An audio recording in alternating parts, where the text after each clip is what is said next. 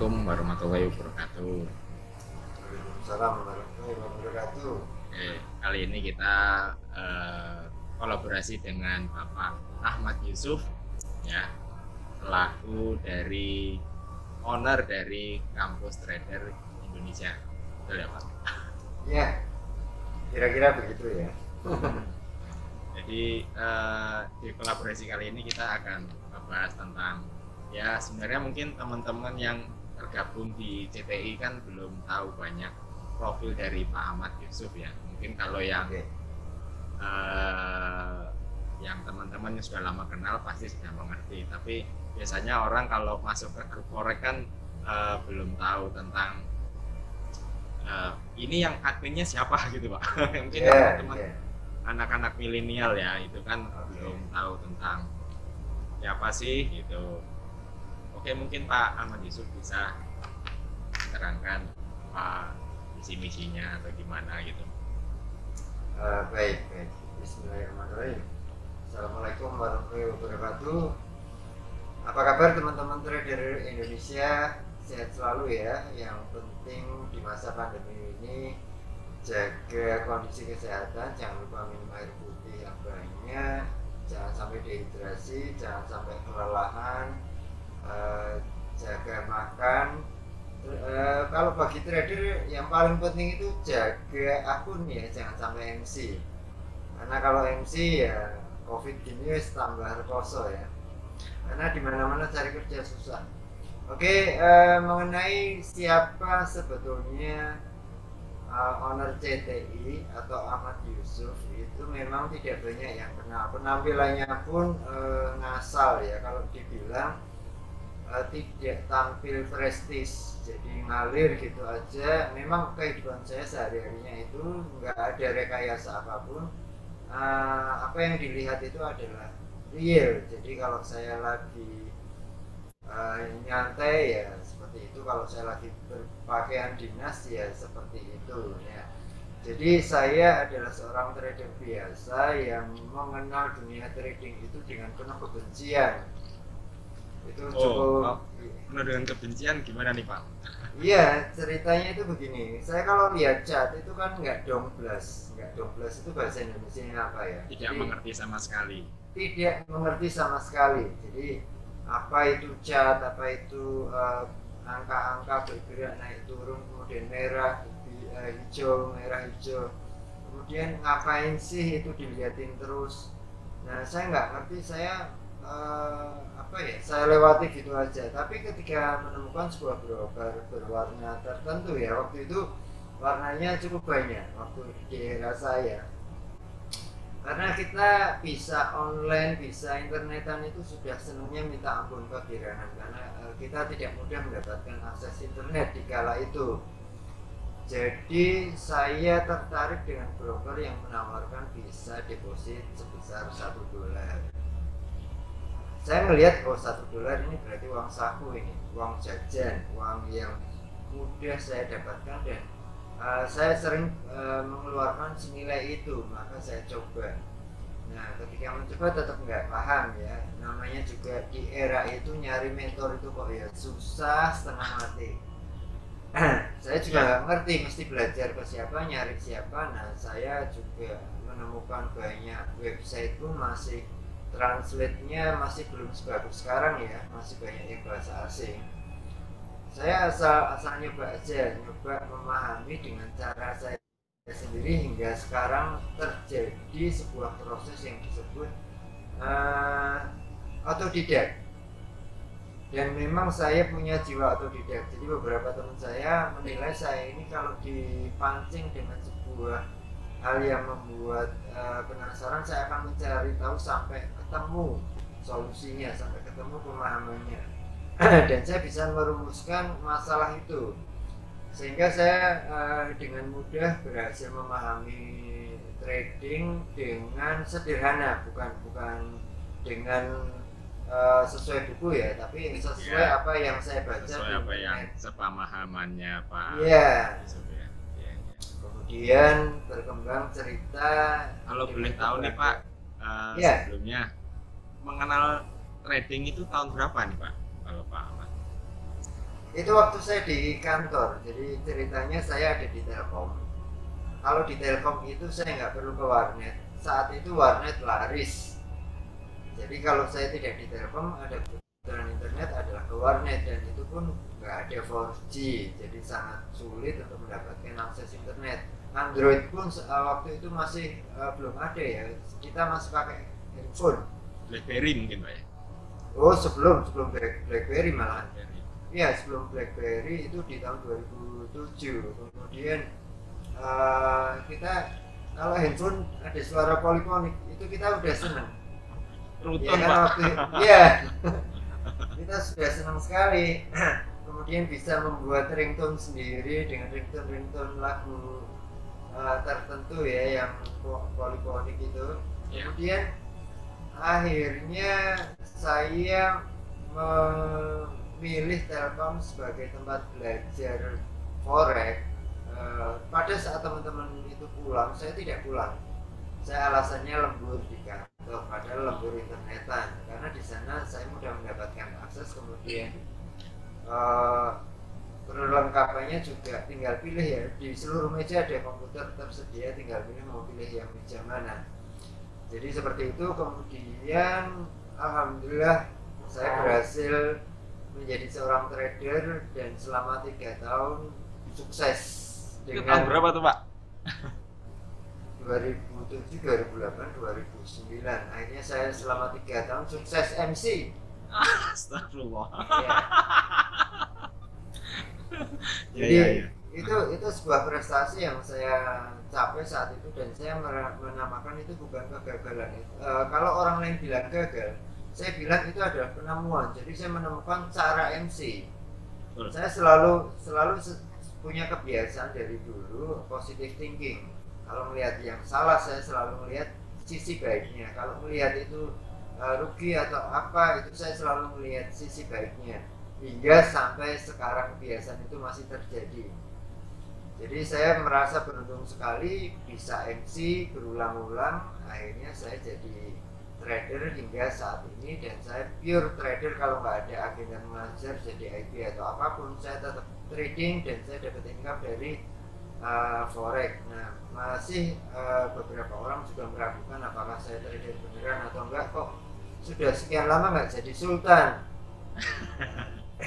Jadi memang forex bukan tempat untuk menjadi kaya raya dalam waktu cepat. Itu butuh proses yang sangat panjang, apalagi kalau kita memiliki kapital atau nilai deposit yang rendah. Jadi jangan mimpi menjadi kaya raya. Saya sudah mencobanya soalnya.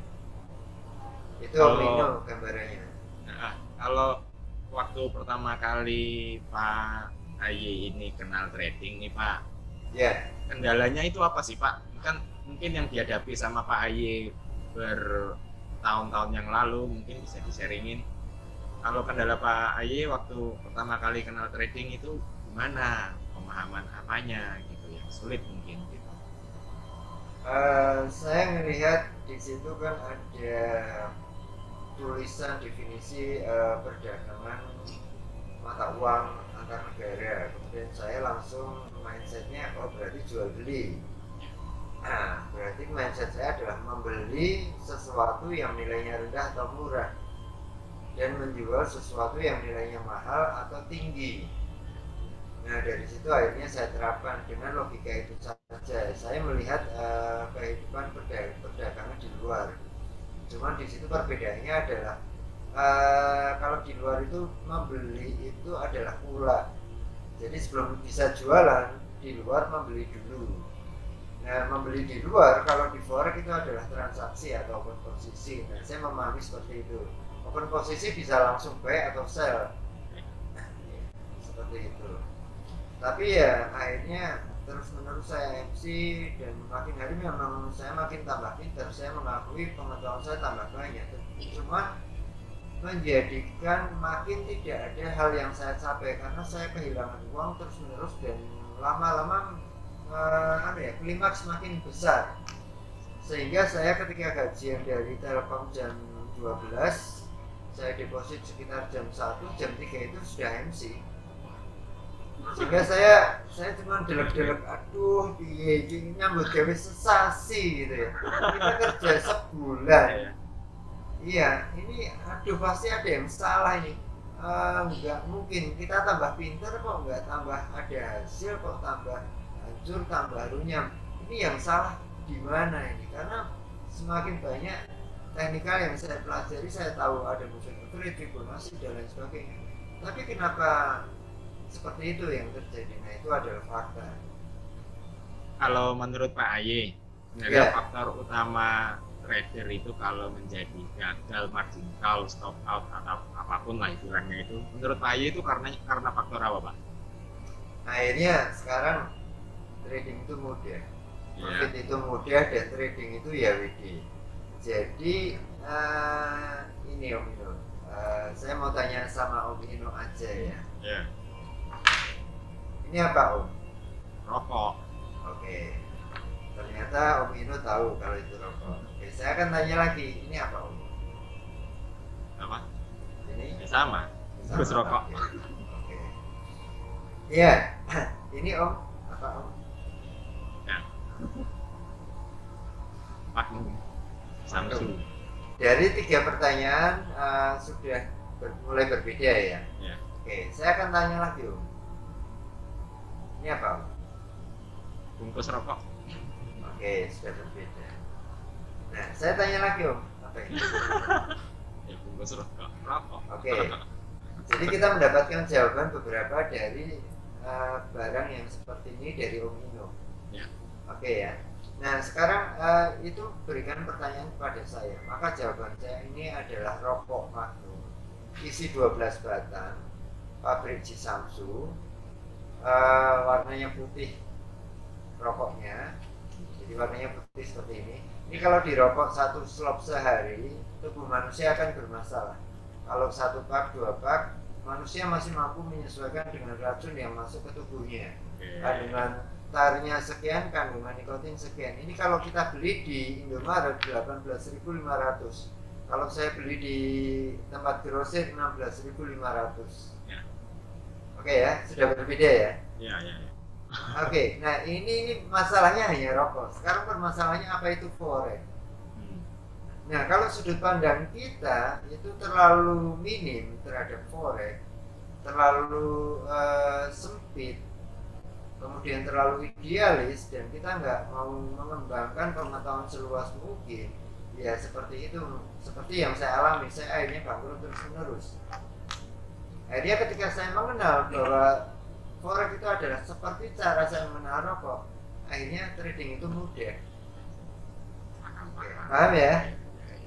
Jadi ternyata akhirnya saya mengambil kesimpulan, apapun bisnisnya, sukses itu hanya dimulai dari mindset. Betul. Setuju. Ya, nggak pinter pun nggak ada masalah, tapi bisa profit. Profit kan nggak harus pinter. Karena faktanya orang-orang pinter seangkatan saya waktu sekolah itu nyari kerjanya susah. Ya itu fakta. Ternyata yang tahu rumusan cara kerja, cara nyari duit, ternyata yang dulu sekolahnya nggak pinter itu mereka sukses.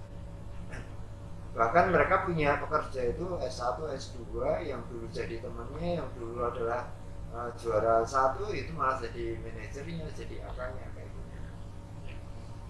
Pak, kalau di grup TPI ini kan ada beberapa banyak ya mungkin ya.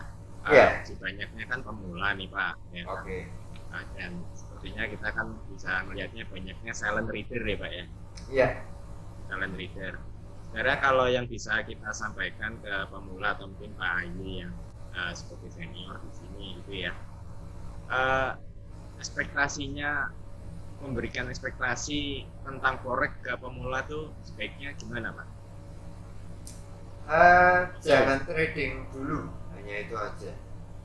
Itu jangan trading dulu ya? Ya jangan trading dulu, tapi segera cari.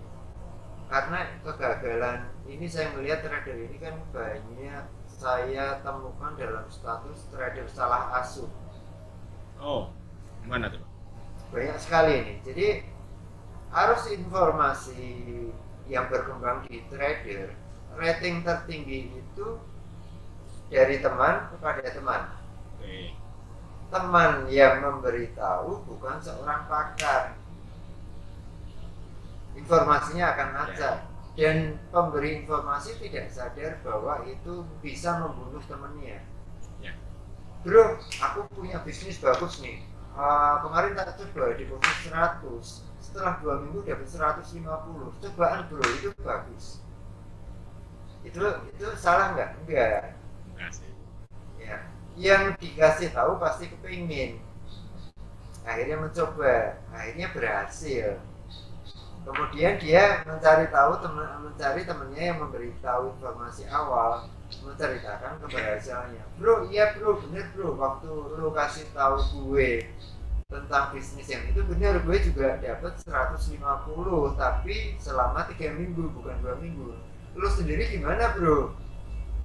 Nah, dia balik tanya kepada teman yang ngasih tahu. Jawabannya ada, aku sudah berhenti, uangmu sudah habis.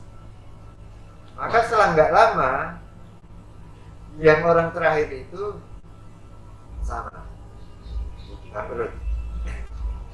Pak Aye, kalau saya boleh tahu, TPI ini berdirinya kapan sih Pak? CTI itu grup yang berganti wajah ya, berganti warna. Dulu itu milik TBAY, karena tidak terurus, grupnya sangat banyak, saya mencari leader sangat susah di saat itu. Akhirnya saya ketemu beberapa orang di Jakarta membentuk RTI. Oh, RTI ya. Ya, akhirnya saya di sana mencoba berapresiasi, berkarya dan lain sebagainya, tapi ternyata tidak tertampung. Di sana agak unik sih grupnya. Jadi akhirnya saya memilih kalau nggak sesuai cukup mengganggu di situ, karena saya lebih cenderung kepada kepemilikan trader Indonesia ya. Saya akhirnya membentuk Kampus Trader Indonesia, yang itu adalah grup lama, saya rubah namanya, dan itu kira-kira 4 tahun ya. 4 tahun. 4 tahun. 4 tahun. Berarti 2017-an kurang lebih kayak. Ya, dan itu tidak mengejar kuantitas, saya mengejar kualitas, jadi jumlah anggotanya sedikit.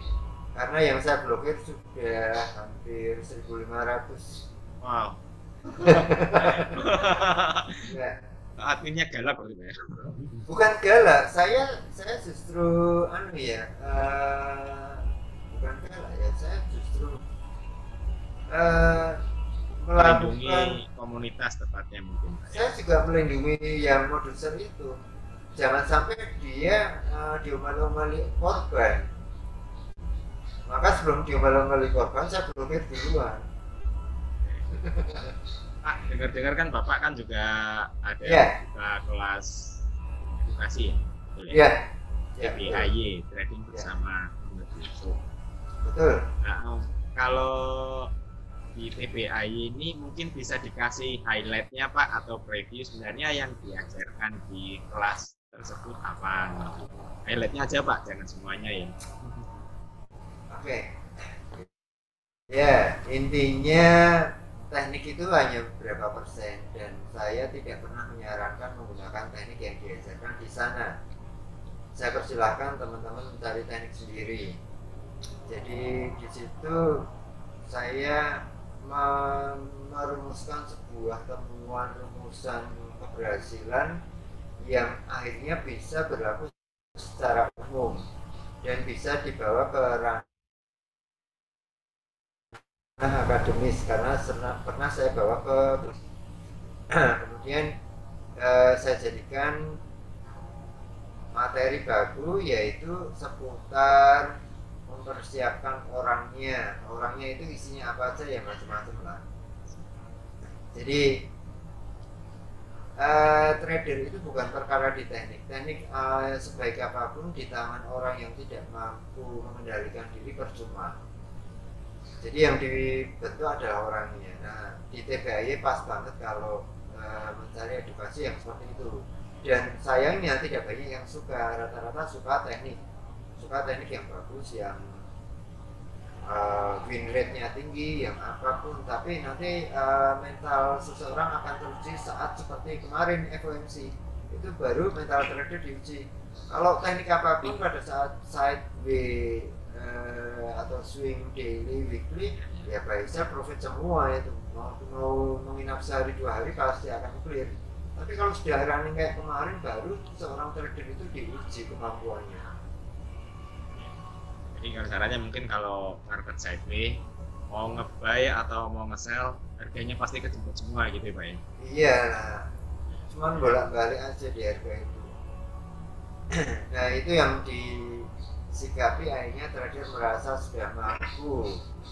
Nah pada saat trading ya baru kemarin sebenarnya banyak sih yang MC, cuman enggak, mungkin pada malu ya, tapi saya tahu karena di kelas saya juga yang dulu saya kadang-kadang pinter itu ya mulai over ya, iya mulai MC juga, bahkan ludes uangnya pada sudah tembus sampai WD, mulai dari awal deposit itu $500 sampai tembus WD sampai 11.000, saya udah bangga karena itu melebihi kemampuan saya.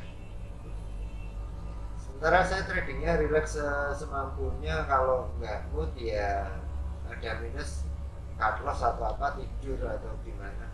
Karena buat saya trading itu hanya instrumen mendapatkan uang, bukan sebuah kebanggaan yang wah aku trader hebat. Enggak sih, selama udah dapat uang kita kan hanya cari manfaat. Trading itu hanya cari manfaat.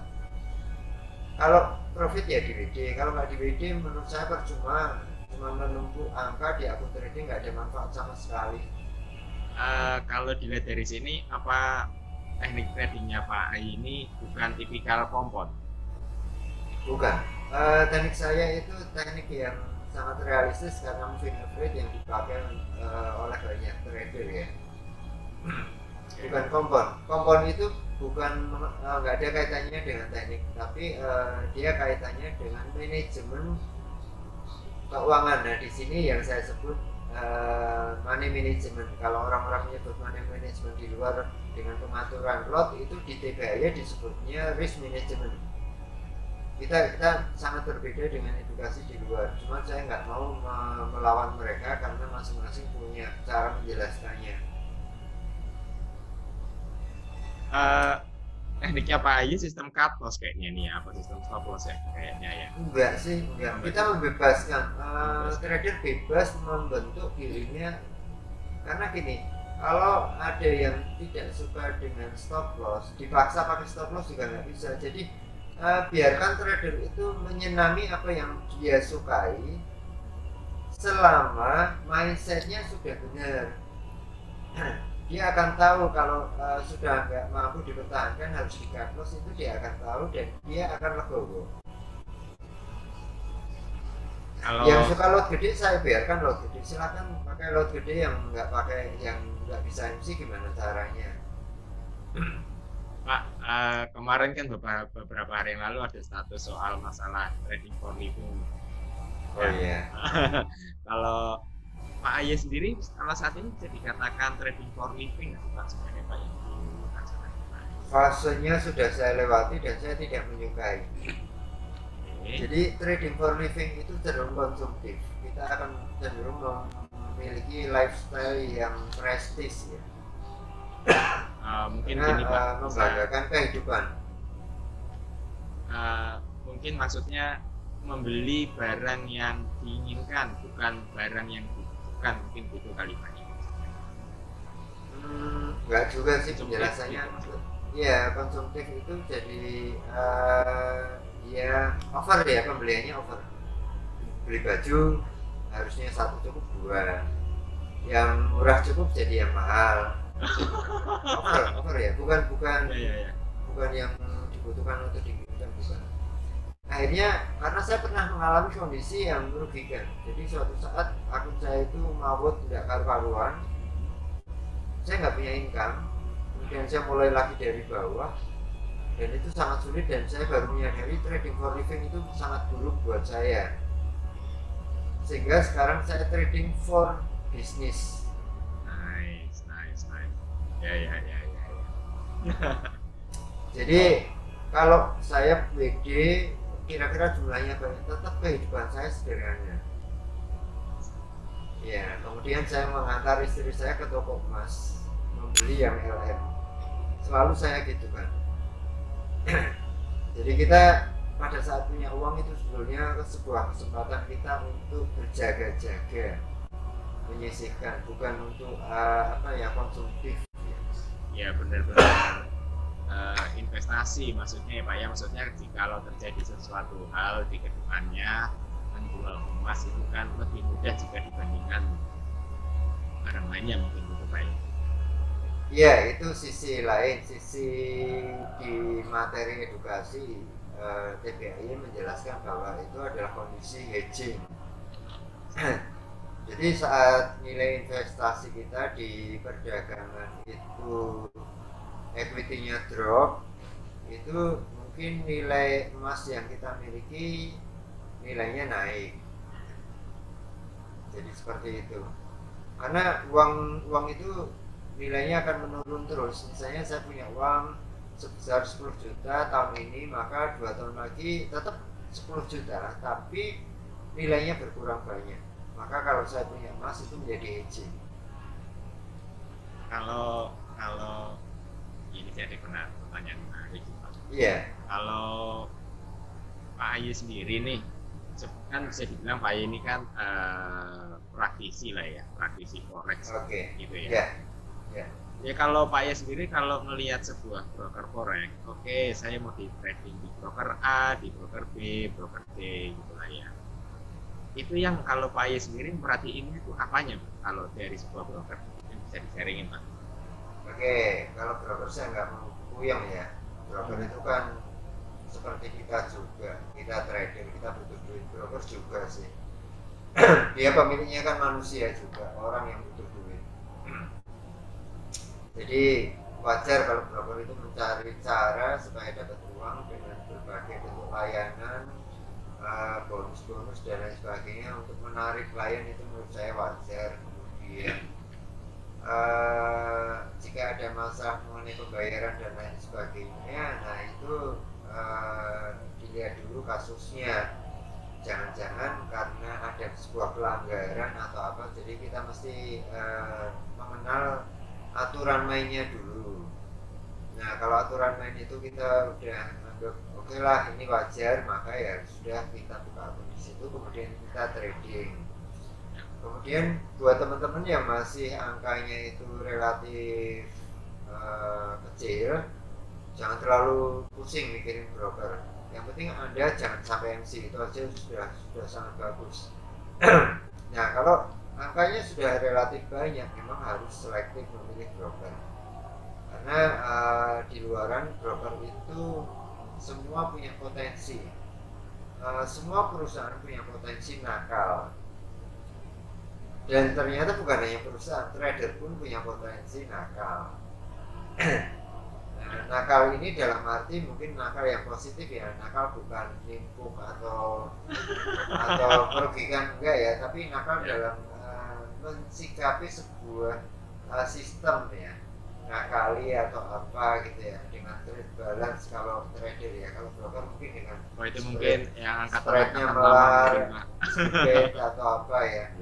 Ya, buat saya itu ya boleh-boleh aja.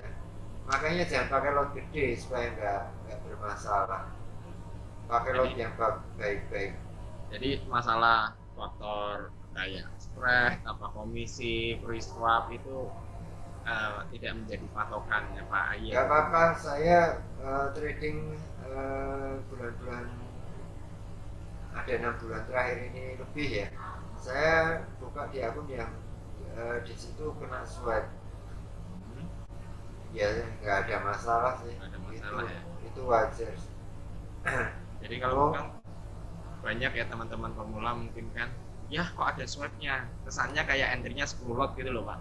Iya, dan mereka tanya ke saya, Pak ada broker yang spreadnya tipis nggak? Wah ada, ini setipis Sutra ini, bagus ini kalau mau. Setelah tak kasih besok MC juga sih.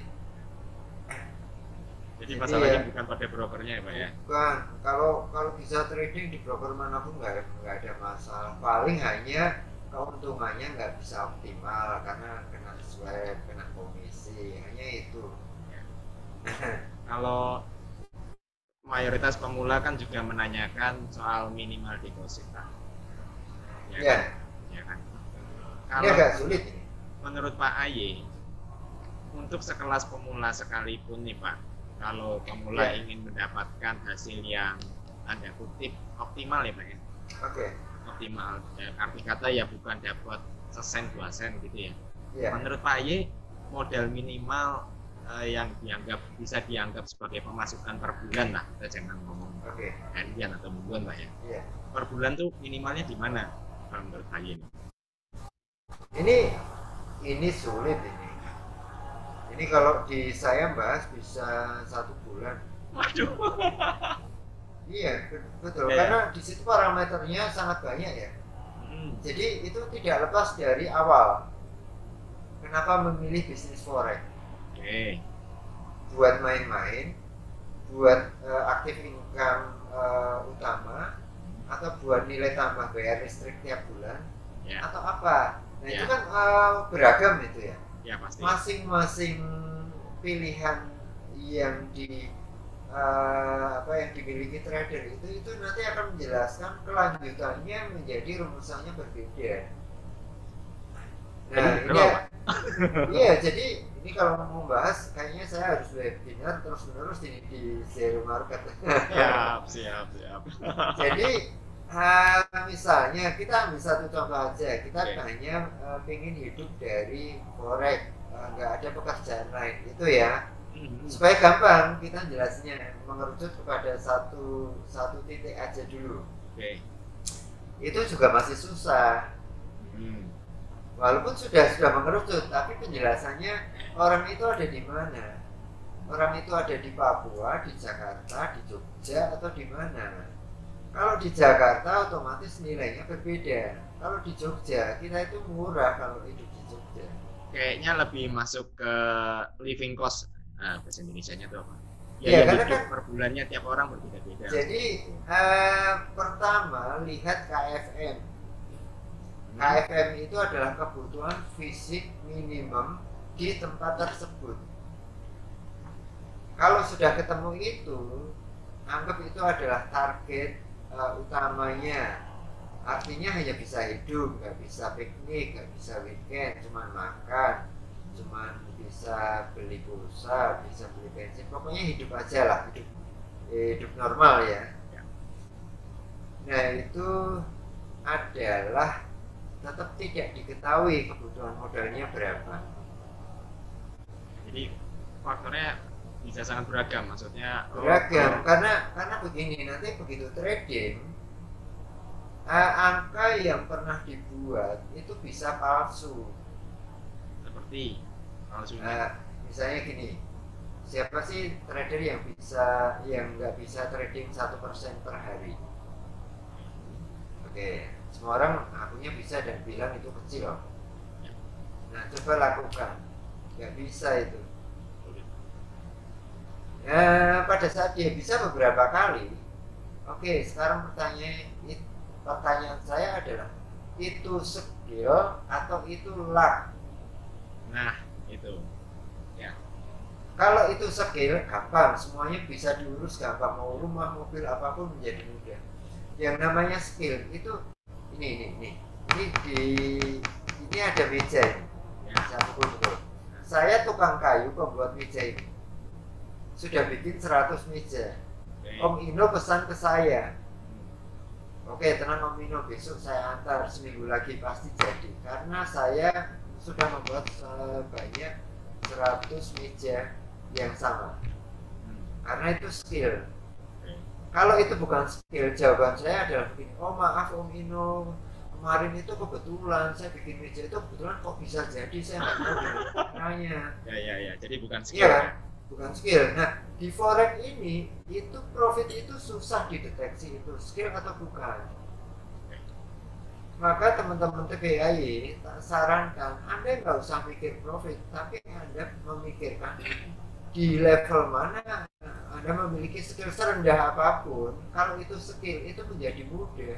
Misalnya kita punya skill hanya 0,2% per hari, yang pasti mampu kita dapatkan dalam kondisi market apapun, entah sideways, swing, trending atau apapun, maka itu bisa menjadi rumah, mobil, apapun. Karena itu skill. Kan simpel kan? Jadi trading itu mudah, dimulai dari mindset. Ini maaf ya, materi saya kalau saya mencoba share di Facebook ternyata susah. Selalu orang melihat saya mainstream, out of the box dan lain sebagainya. Padahal itu fakta yang saya temukan, faktanya adalah itu. Kalau untuk teman-teman yang ingin bergabung ke TBAY, caranya gimana? Sebetulnya saya mau memberikan secara gratisan ke seluruh orang supaya mudah mengakses tanpa harus nyari saya. Maka saya bikin Facebook. Cuman saya kan pemula di Facebook ya, di YouTube. Saya di YouTube. Pak, nama channelnya apa? Nanti saya promosikan. Iya. Ahmad Yusuf TBAY, pokoknya dicari aja. Cara menemukannya itu adalah ke grup Kamus Trader Indonesia. Kalau ada YouTube yang saya share, itu adalah channel saya. Dan itu saya menampilkan tanpa persiapan apapun, semua mengalir dengan apa adanya. Yang penting bisa posting, bisa share, segera bisa dilihat orang, segera bisa dimanfaatkan. Entah mungkin ada yang suka atau nggak suka, karena belum tentu semua orang menyukai materi atau metode cara saya menyampaikan sebuah edukasi. Itu saya sangat menyadari tidak akan semuanya suka. Maka sampai saat ini kalau ada yang bully saya senyum aja. Pak, ya. Terakhir Pak, lebih cenderung ke para milenial atau yang baru mengenal tentangnya forex trading Pak ya. Ya. Saran singkatnya Pak Aye ini untuk teman-teman yang masih sangat pemula, yang bahkan istilahnya konsep dasar forex itu kan 3 hal ya Pak ya, maksudnya tentang leverage, margin, dan transaksi sebelah dasarnya perdagangan margin trading ya. Kalau sarannya Pak Aye untuk yang sangat pemula ini, saya harus mulai dari mana bos? Kan itu aja sih Pak, mungkin. Iya, mulai dari mindset dulu. Karena pada saat mindset sudah bagus, salah tindakan dalam analisa nggak ada masalah. Nomor 1 mindset dulu nih Pak. Mindset. Kemudian setelah mindset dapat, ketika trading awal itu nggak cari duit, jangan pernah cari duit. Semakin dicari semakin hilang itu. Makin menjauh Pak ya.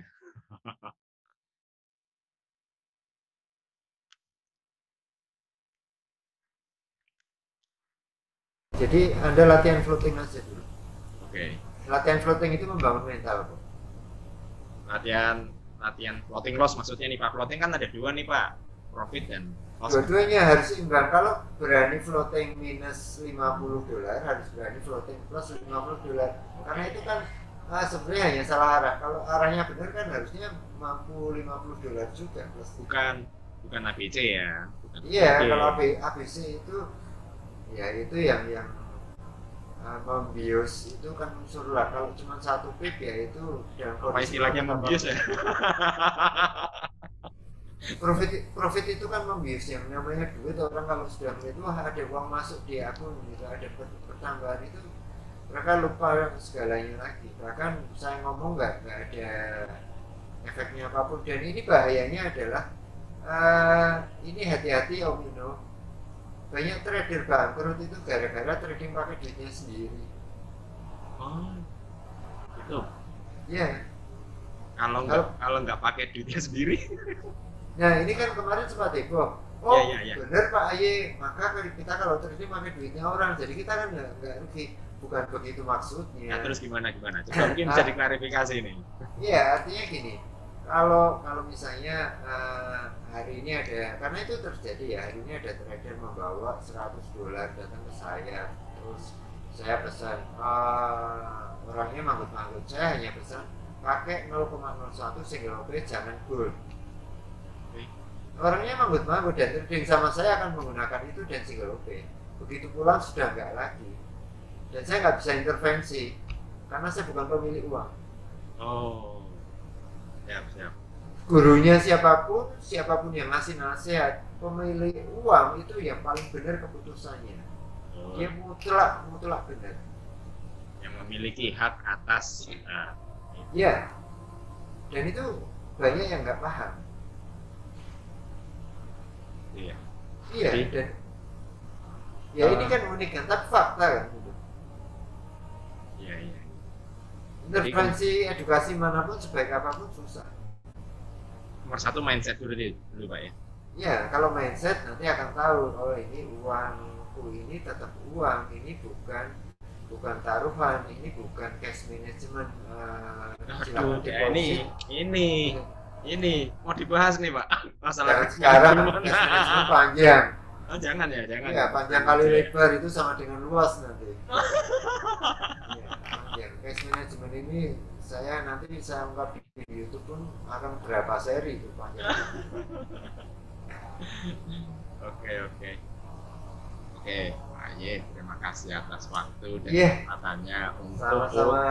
Thank you. bisa kolaborasi bersama saya dengan Zero Market ya Pak ya. Next Oke, time mohon maaf mungkin- ya. Kalau Next time ada kata atau cara saya menyampaikan ya style Ahmad Yusuf seperti ini. Nggak pinter bahasa Inggris, bahasanya yang ngalir gitu aja seperti biasanya kalau saya live di Facebook. Itu Omino. Oke, terima kasih atas waktunya Pak. Assalamualaikum. Waalaikumsalam warahmatullahi wabarakatuh. Salam.